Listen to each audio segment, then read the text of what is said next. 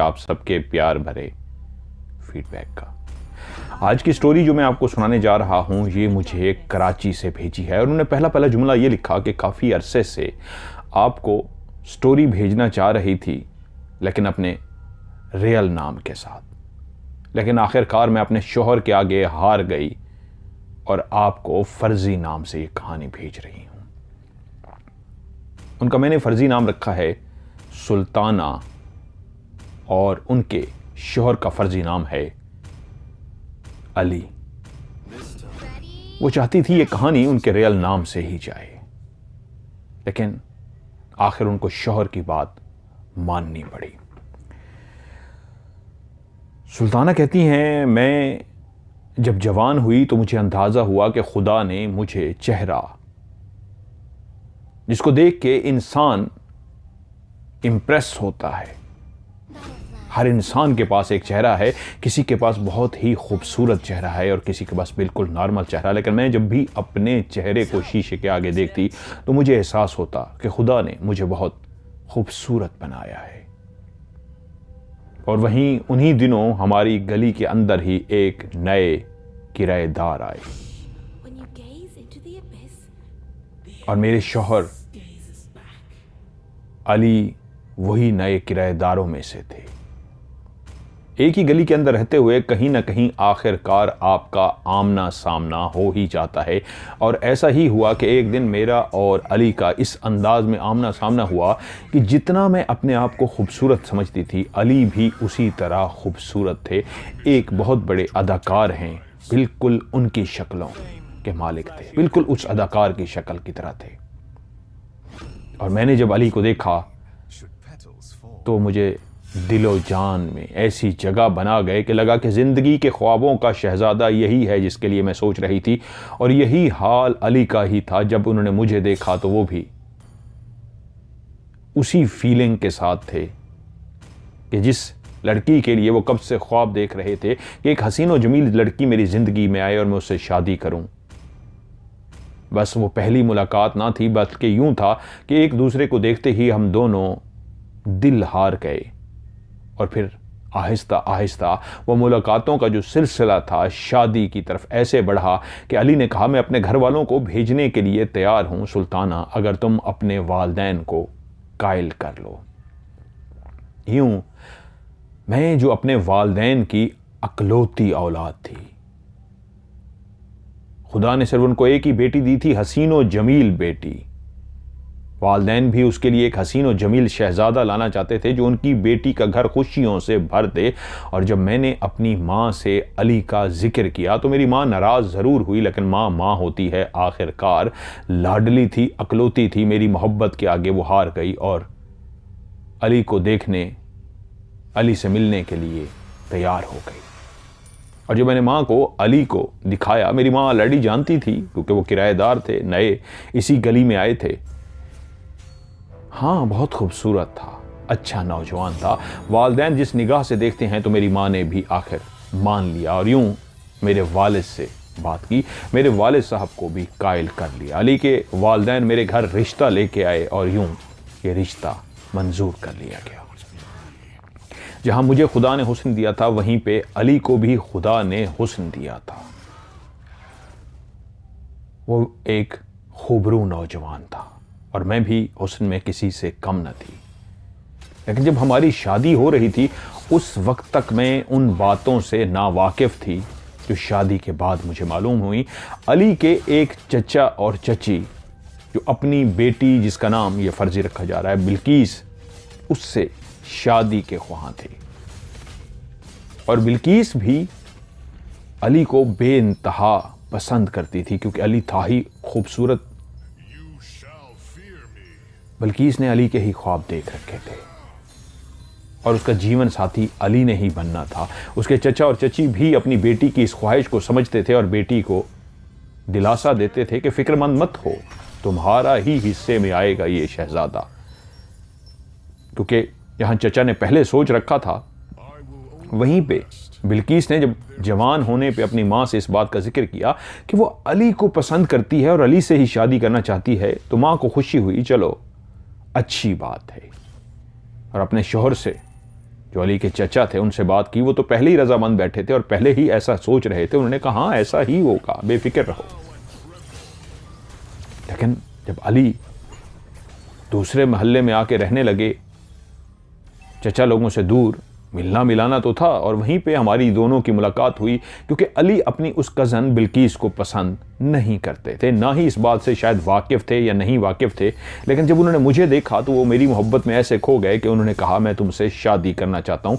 यूँ मैंने अपने वालिदैन को राज़ी कर लिया। लेकिन उधर चचा और चची को जब पता चला कि अली किसी और को पसंद करने लगा है और उस तरफ रिश्ता भेजा जा रहा है, तो अभी रिश्ता हमारे घर आया ही नहीं था, तो चचा और चची ने अली को बहुत समझाया कि ऐसा मत करो, तुम बहुत गलत करने जा रहे हो, ये ठीक नहीं है तुम्हारे लिए, तुम्हारे लिए रिश्तों की कमी है क्या। शायद मैं नहीं जानती थी, वहीं चचा और चची ने उसको इशारों में कह दिया था बिल्किस है ना। लेकिन अली की आंखों में, अली के दिमाग पे हुस्न, अकल पे जैसे कहते हैं ना, हुस्न सवार हो गया था, मोहब्बत सवार हो गई थी। तो वो तो बस मुझे ही चाहता था।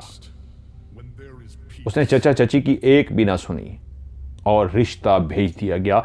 मेरे वालिदैन ने भी रिश्ते को कबूल कर लिया और वहीं पे चचा और चची फैसला कर चुके थे, हम किसी भी सूरत ये रिश्ता नहीं होने देंगे।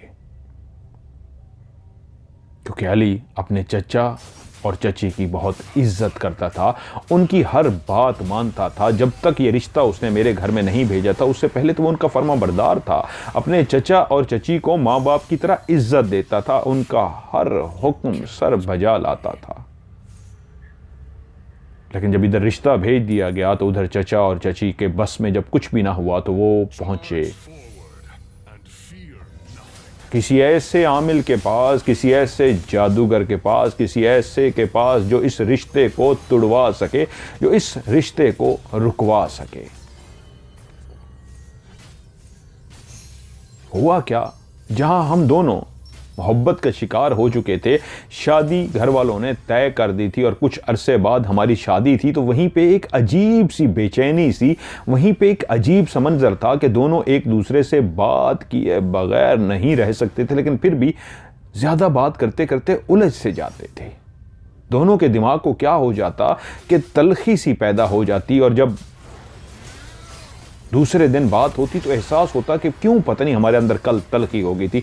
हम नहीं जानते थे कोई और है जो दूर बैठा इस रिश्ते में दरार डालने की कोशिश कर रहा है। लेकिन खुदा खुदा करके आखिर हमारी शादी हो गई। मैं अली की दुल्हन बन के अली के घर पहुंच गई। वहाँ अली के चाचा और चाची जो पूरी अपनी कोशिश कर चुके थे, किस आमिल किस पीर फ़कीर के पास जा जा के पैसे बेइंतहा लगा के, पूरी कोशिश के बावजूद जब उनको नाकामी हुई और अली ने शादी आखिर कर ली, तो वो उसी शादी में शामिल थे। बज़ाहिर उनके चेहरे पे मुस्कुराहट थी, सब उनको मुबारकबाद दे रहे थे, वो भी शुक्रिया अदा कर रहे थे, लेकिन शायद अंदर ही अंदर उनके आग जल रही थी। अब जब मैं दुल्हन बन के अली के घर में आई तो कुछ दिन तो हमारे बहुत सुकून से गुजरे, लेकिन उसके बाद फिर से एक बेसकूनी की सी फजा पैदा हो रही थी। मैं और अली आपस में मोहब्बत करते करते, बातें करते करते ऐसे उलझ जाते कि वजह कोई भी ना होती, और इस अंदाज में हमारी नाराजगी होती कि अली उठ के चले जाते और मैं भी मुंह फैला के दूसरी तरफ बैठ जाती। वो दिन ऐसे ही गुजर जाता। अगले दिन हम दोनों एक दूसरे को सॉरी करते, माजरत करते कि पता नहीं क्या हो गया था। मैं भी दिल से माफ़ी मांगती, अली भी दिल से माफ़ी मांगते। वो तो मुझसे बहुत प्यार करते थे, मैं भी उनसे बहुत प्यार करती थी, लेकिन पता नहीं हमें क्या हो जाता है। ये कल क्या हुआ है पहली दफ़ा हमारे साथ कि ऐसे हम खफा से हो गए हैं। उससे पहले कभी इतने खफा नहीं हुए थे, लेकिन अब खफा इस अंदाज में हुए थे कि वो उठ के चले गए और मैं भी मुंह फैला के बैठी रही। रात सारी हमने बात तक नहीं की, और ये हमारी ज़िंदगी की पहली रात थी कि हम मियाँ बीवी होते हुए दोनों एक दूसरे से बात नहीं कर रहे थे। अब अगले दिन हमने एक दूसरे से माफ़ी तो मांग ली, लेकिन सिलसिला यहाँ थमा नहीं, बल्कि अब ऐसा होने लगा हम दोनों बहुत खुश होते, एक दूसरे से प्यार की बातें करते। वो जो ज़िंदगी के ख्वाब देख रखे थे दोनों ने, जब एक दूसरे को पा लिया था तो वही ख्वाब दोहराते, वहाँ चलेंगे, अब वहाँ जाएंगे, अब ये करेंगे, फिर हम ऐसा करते, उस जगह पे जाते, वहाँ पे एंजॉय करते, घूमते फिरते। लेकिन वापसी में हम लड़ के आ रहे होते, बदमज़गी सी पैदा हो जाती किसी ऐसी छोटी सी बात पे जो ख्वामखा हो जाती और दोनों को गुस्सा आ जाता। और फिर सिलसिला जब इस अंदाज में शुरू हुआ तो एक दिन अली के चचा और चची हमारे घर में आए। आते तो वो थे, लेकिन वो एक ऐसे वक्त में पहुंचे जहां मैं और अली आपस में नाराज होके बैठे थे। दोनों अंदर दाखिल होते ही समझ गए कि मामला क्या है। अली के वालिदैन दूसरी जगह पे रहते थे, इस घर में अब अली ने अलग से अपना मकान ले लिया था, तो इस घर में मैं और अली रहते थे। चचा और चची जब हमारे घर आए और उनको अंदाजा हो गया कि इनके दोनों के बीच में लड़ाई है, तो चचा बड़े गुस्से से बोले, ये क्या तमाशा लगा रखा है, अभी शादी को हुए इतना अरसा हुआ ही नहीं और तुम लोग लड़के बैठ गए हो, नहीं बसा सकते, नहीं रह सकते तो छोड़ो इस रिश्ते को, क्यों अपनी जिंदगी को दोजख बनाने जा रहा हो। अरे लोगों की जिंदगियों में कई कई सालों के बाद जाके लड़ाई झगड़े होते हैं और तुम्हारी जिंदगी अभी शुरू ही हुई है और लड़ाई झगड़े शुरू हो गए। खबरदार कि मैं ऐसा ना देखूं कि तुम दोनों आपस में लड़े हो, अगर मैंने ऐसा देखा तो मुझसे बुरा कोई नहीं होगा। बज़ाहिर वो एक बुजुर्ग की तरह डांट रहे थे, लेकिन अंदर ही अंदर दोनों बहुत खुश थे। अब उनका आना जाना बाकायदगी से शुरू हो गया, ये देखने के लिए कि मामला कहां पहुंचा है। वो जब भी आते हमारी लड़ाई हो चुकी होती, और अब ऐसा भी होने लगा अगर वो किसी दिन आए घर में तो हमारी उस दिन लड़ाई नहीं हुई थी, लेकिन उस दिन लड़ाई जरूर हो जाती अब जब वो चचा और चची आते। और एक दिन तंग आके चचा बोले, मैं आज आखिरी वार्निंग दे रहा हूं, अब तुम दोनों की लड़ाई मैंने देखी तो याद रखना मैं तलाकनामा जेब में लेके आऊंगा और मैं तुम दोनों से दस्तखत करा के उसके ऊपर हक महर भी लिख के आऊंगा, जो तुम्हारा सुल्ताना हक महर लिखा हुआ है वो दे के उसी वक्त में इस रिश्ते को खत्म कर दूंगा। मैं डर सी गई, ये कैसी खौफनाक धमकी थी। एक चचा कह रहे थे कि अब नेक्स्ट टाइम मेरी जेब में तलाकनामा होगा। हम दोनों जल्दी से फिर से एक दूसरे को मनाने में लग गए और हम दोनों जल्दी से फिर वही मोहब्बत करने वाले मियाँ बीवी बन गए। वो पहला दिन था जब हम डरे थे, वो दोनों चले गए लेकिन हम डर गए थे ये चचा ने क्या कहा। लेकिन कुछ दिनों के बाद खुदा जाने क्या हुआ, उस दिन सुबह से ही मेरा दिल घबरा रहा था, अजीब सी बेचैनी थी, मुझे अजीब सा महसूस हो रहा था, मुझे बात बात पे गुस्सा आ रहा था, रीज़न कोई भी नहीं। और अली के साथ भी ऐसा हो रहा था। जब वो घर में दाखिल हुए तो वो भी यही बोले कि मेरी एक अजीब सी सूरत हाल हो रही है, मुझे अजीब सा गुस्सा आ रहा है, समझ नहीं आ रही क्या हो रहा है। और ऐसा ही हुआ, हम दोनों की शदीद लड़ाई हो गई। और जिस वक्त हमारी लड़ाई हो रही थी हम ऊंचा ऊंचा बोल रहे थे, उसी वक्त चचा और चची बोले, पहुंच गए। ना सिर्फ पहुंचे, तभी मौके का फायदा उठाते हुए चचा ने कहा, मुझे पता था तुम दोनों नहीं सुधरोगे। अपनी जेब से एक कागज निकाला जो तलाकनामा था और कहा, अली से इस पे दस्तखत करो, छोड़ो इसको, और ये लो इस पे हक महर भी लिखा हुआ है, अभी अभी मैं इसका हक महर अदा करता हूं, भेजो इसको इसके घर। खुदा की करनी ऐसी हुई कि अली गुस्से से उठ के चले गए। जितने गुस्से में वो भी थे, शायद वो कुछ भी गलत कर सकते थे, लेकिन खुदा का शुक्र हुआ वो चले गए और मैंने भी थोड़ी देर तक अपने गुस्से पे काबू पा लिया। लेकिन इतना मैं जान चुकी थी, वो अपनी जेब में तलाकनामा लेके फिर रहे थे और उसमें हक महर भी उसी वक्त अदा करने की वो बात कर रहे थे। ये क्या सिलसिला था। अब हम दोनों डर भी गए, लेकिन समझ नहीं आ रही थी। हम दोनों आपस में बात भी करना शुरू हो गए कि क्या हो रहा है। हमने मोहब्बत से शादी की है, आज भी मेरे दिल में तुम्हारे लिए बहुत प्यार है अली। और अली कहते हैं, हाँ सुल्ताना, मैं भी तुमसे बहुत प्यार करता हूं, लेकिन जानता नहीं मुझे क्या हो जाता है, मुझे गुस्सा क्यों आ जाता है। लेकिन जब भी चचा और चची आते हम शदीद लड़ते और कई दफ़ा ज़िंदगी में ऐसा होने लगा, वो बात बात वही पर्चा जेब से निकाल लेते, अली साइन करो, दस्तखत करो इस पे, दो और इसको भेजो इसके घर। लेकिन खुदा हमारे उस रिश्ते को बचा लेता। अब वो हर वक्त अपनी जेब में वही कागज लेके फिरते हैं, तलाकनामा, कि दो, इसको तलाक और इसका हक महर दो और निकालो इसको घर से। वहीं पे लड़ते लड़ते मेरी पहली एक बेटी हो गई। माँ भी खूबसूरत थी, बाप भी खूबसूरत था, तो ये कैसे हो सकता था कि बेटी खूबसूरत ना हो। खुदा ने मुझे एक चांद सी बेटी दी, बहुत ही खूबसूरत बेटी, और उसका नाम मैंने मदीहा रखा। ये रियल नेम है, बाकी फर्जी हैं। उन्होंने कहा मेरी बेटी का नाम रियल बताइएगा। मदीहा मैंने उसका नाम रखा। जैसे मदर साहब आप कहते हैं चांद सी गुड़िया, चांद सी लड़की, मदीहा चांद सी लड़की थी। पैदा होते ही अंदाजा हुआ बहुत ही खूबसूरत। खुदा ने मुझे मदीहा के बाद 4 बेटे दिए, लेकिन बेटी पहली और आखिरी यही मदीहा दी थी। कुछ अरसे के बाद हम सक्खर से लाहौर शिफ्ट हो गए। कारोबार के सिलसिले में अली का कारोबार लाहौर में शिफ्ट हो गया। हम लाहौर शिफ्ट हो गए। लाहौर काफ़ी अरसा रहते रहे और वहीं मेरे शौहर मार्बल का कारोबार करते थे। कराची से सामान मंगवाते और लाहौर में बेचते थे। वक्त गुजरता रहा। चचा और चची अपने दिल में वही ख्वाहिश लिए, वही कागज़ का टुकड़ा लिए। कई दफ़ा कोशिशें करने के बावजूद जब नाकाम हुए तो उसके बाद उन्होंने अपनी बेटी बल्कीस की कहीं और शादी कर दी। बिल्कीस भी तो हमारे घर आती थी, लेकिन वो चुप सी रहती, वो देखती रहती थी। वो अली को ऐसी निगाहों से देखती थी कि मैं समझ जाती थी कि क्यों ये मेरे घर को तोड़ना चाहते हैं, क्यों जेब में ऐसा कागज़ लेके फिर रहे हैं। उस लड़की की आंखें बता देती थी, उसकी आंखें की चमक बताती थी। वो चाहती है अली को, और वो चाहती है अली की अगर शादी हो भी गई है तो ये तलाक दे, मैं फ़ौरन इससे शादी करूँगी। काफ़ी अरसा हमने लाहौर में गुजारा और फिर उसी कारोबार के सिलसिले में ही मेरे शौहर को कराची शिफ्ट होना पड़ा।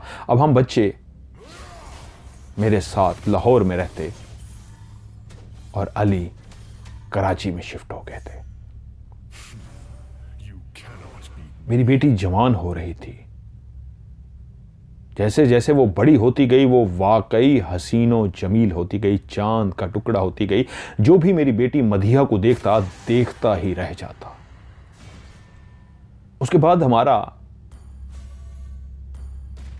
चचा और चची की बेटी बिल्कीस से मिलना जुलना रहा, लेकिन अब वो बदल चुकी थी इस अंदाज की कि वो मोहब्बत से मिलती, हमें इज्जत से मिलती। लेकिन जब भी हम उसके घर से वापस आते तो वापसी पे हम हंसते हुए आते। घर पहुंचते ही हमारी ऐसी शदीद लड़ाई होती मियां बीवी की कि अल्लाह की पनाह, हम शदीद लड़ते। फिर हम वापस लाहौर आ जाते। मेरी बेटी मदीहा इतनी खूबसूरत थी कि मेरे साथ जब वो मार्केट जाती तो अपने चेहरे पे वो नकाब कर देती थी। तो मैं उसको कहती, एक माँ अपनी बेटी से कहती, खुदा ने इतना हसीन और जमील तुम्हें चेहरा दिया है, तुमने उसको नकाब में छुपा लिया है। ऐसा मत करो, ये चांद सा टुकड़ा है, ये चांद सा चेहरा है, नकाब हटाओ। मेरे खुदा ने तुम्हें इतना हसीन बनाया है तो तुम क्यों छुपा रही हो अपने चेहरे को? अपने चेहरे को मत छुपाओ, ये छुपाने के लिए नहीं है चेहरा। मेरी आंखें इस चेहरे को देखती हैं, एक माँ की ममता इस चेहरे को देखती हैं। इस नकाब में छुपा हुआ चेहरा माँ की ममता को तड़पा देता है। मत करो ऐसा, उतारो इस नकाब को, तुम बहुत हसीन और जमील हो, अपने आप को शीशे में देखो। मैं उसको नकाब उतारने को कहती। आप अंदाजा लगा सकते हैं मेरी ममता कितनी उससे प्यार करती थी। मेरी बेटी वाकई ऐसी हसीन और जमील खुदा ने बनाई थी। बेटे भी मेरे बड़े हो रहे थे। तभी एक दिन मेरी बेटी ने कहा, मामा पापा कराची में रहते हैं, क्यों ना हम कराची चलें?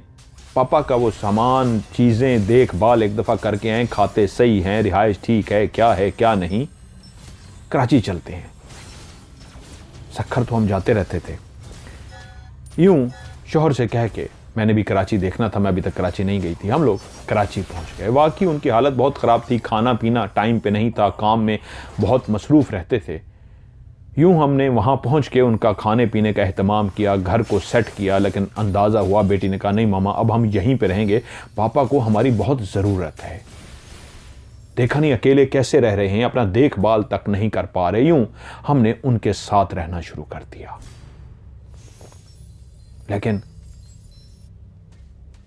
जब भी हम उसकी कज़न जो वहीं कराची में ही रहती थी, बिल्कीस, उसके घर जाते तो मेरा दिल नहीं मान रहा होता था, लेकिन वापसी पे जब भी आते मुझे अंदाज़ा होता हम इस घर तो आज जा रहे हैं, वापसी पे हमारी शदीद लड़ाई हो जाएगी। और ऐसा ही होता, जब हम वापस आते तो हमारी शदीद लड़ाई हो जाती।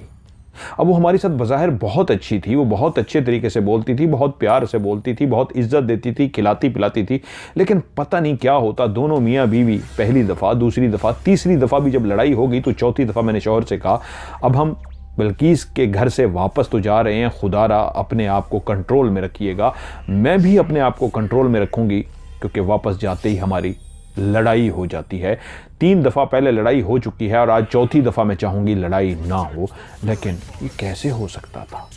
मैं उनको समझा रही थी, घर जाके मुझे ही गुस्सा आ गया और फिर से हमारी शदीद लड़ाई हो गई। लड़ाई का आलम हमारा ये हो गया था कि जो एक दूसरे के बगैर रह नहीं सकते थे, बेइंतहा एक दूसरे से मोहब्बत करते थे, 10 मिनट अगर इकट्ठे बैठ जाते थे तो 11वें मिनट में ऐसी शदीद लड़ाई हो जाती थी, वो उठ के कमरे में चले जाते, कमरा बंद कर लेते और मैं बरामदे में ही बैठी रहती और वहीं बरामदे में ही सो जाती। वक्त ऐसे ही गुजर रहा था कि वहीं पे मेरी बेटी मदीहा ने कॉलेज में दाखिला ले लिया। कॉलेज में भी लड़के और लड़कियां उसको देखते तो देखते ही रह जाते।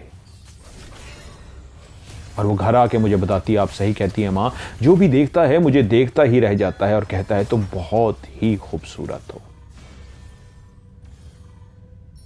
वहीं एक दिन वो बिल्किस के घर बाप और बेटी गए।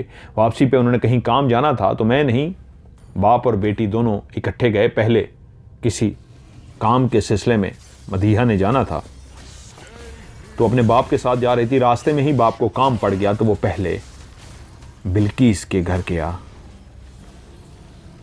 और बिल्किस के घर से वो दोनों वापस पहुंच रहे थे। जब वो पहुंचे नागन चुरंगी, ये कराची का एक बड़ा मशहूर इलाका है, नागन चुरंगी तक जब पहुंचे तो वहीं पे एक बस ने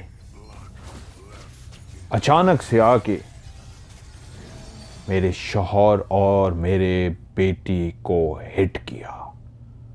और जैसे ही वो बस उन दोनों से टकराई तो मेरी बेटी मदीहा वहीं मौके पे ही हलाक हो गई और मेरे शौहर शदीद जख्मी हो गए।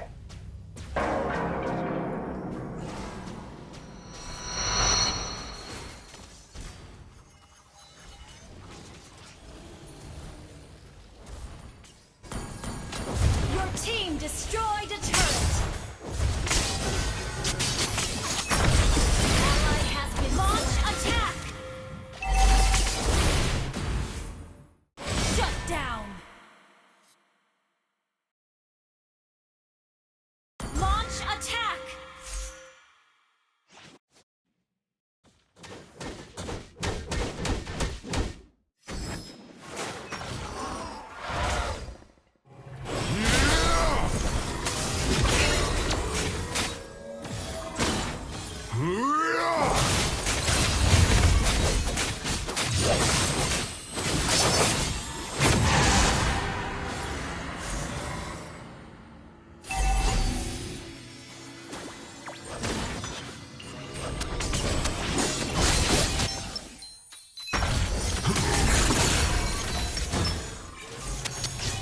Monster kill.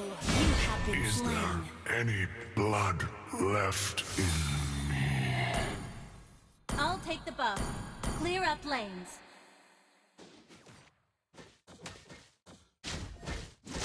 Enemy missing.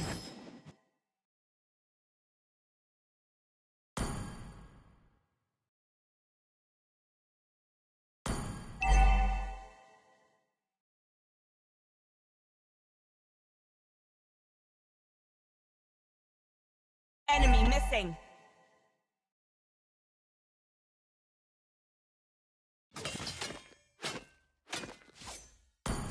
Clear up lanes.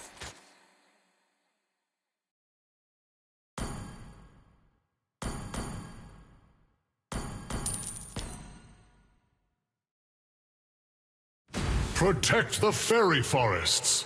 Protect Launch my attack. people.